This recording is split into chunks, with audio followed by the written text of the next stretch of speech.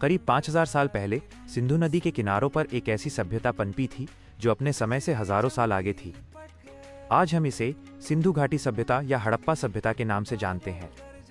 लेकिन सबसे चौंकाने वाली बात यह है कि इतनी उन्नत होने के बावजूद ये सभ्यता अचानक इतिहास के पन्नों से गायब हो गई। खोज का इतिहास, इसकी खोज की कहानी भी बड़ी दिलचस्प है। साल 1826 में चार्ल्स मैसन ने पहली बार हड़प्पा के खंडहरों को देखा था, लेकिन तब कोई नहीं जानता था कि ये क्या है।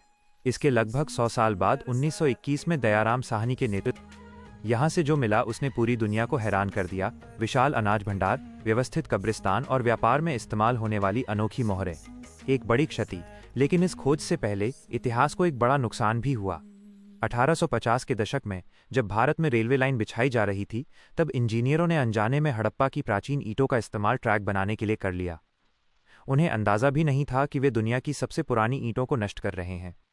शहरी नियोजन और मोहनजोदड़ो। 1922 में राखालदास बनर्जी ने मोहनजोदड़ो की खोज की, जिसका अर्थ है मुर्दों का टीला। यह उस समय का सबसे नियोजित शहर था। यहाँ की सड़कें एक दूसरे को 90 डिग्री पर काटती थीं और यहाँ का ड्रेनेज सिस्टम, जल निकासी प्रणाली आज के कई शहरों से भी बेहतर था। यहाँ मिला ग्रेट बाथ, विशाल स्नानागार, उनके धार्मिक और सामाजिक जीवन की कुशलता को दर्शाता है। कला और लिपि का रहस्य। खुदाई में मिली मोहरें, मनके और मूर्तियाँ, जैसे नर्तकी की मूर्ति, उनकी अद्भुत कलाकारी का प्रमाण है। उनकी अपनी एक लिपि भी थी जिसे उन्होंने मोहरों पर लिखा था।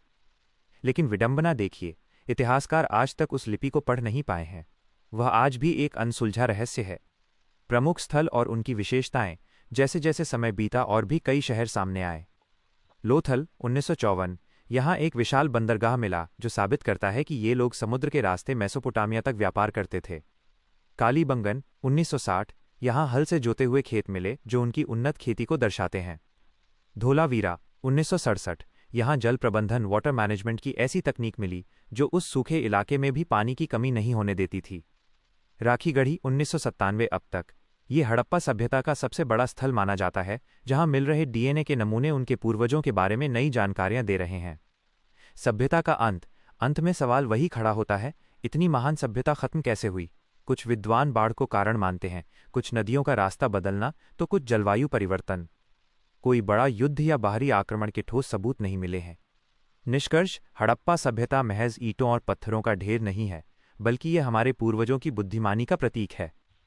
यह आज भी इतिहास का सबसे बड़ा और सबसे गहरा रहस्य बनी हुई है।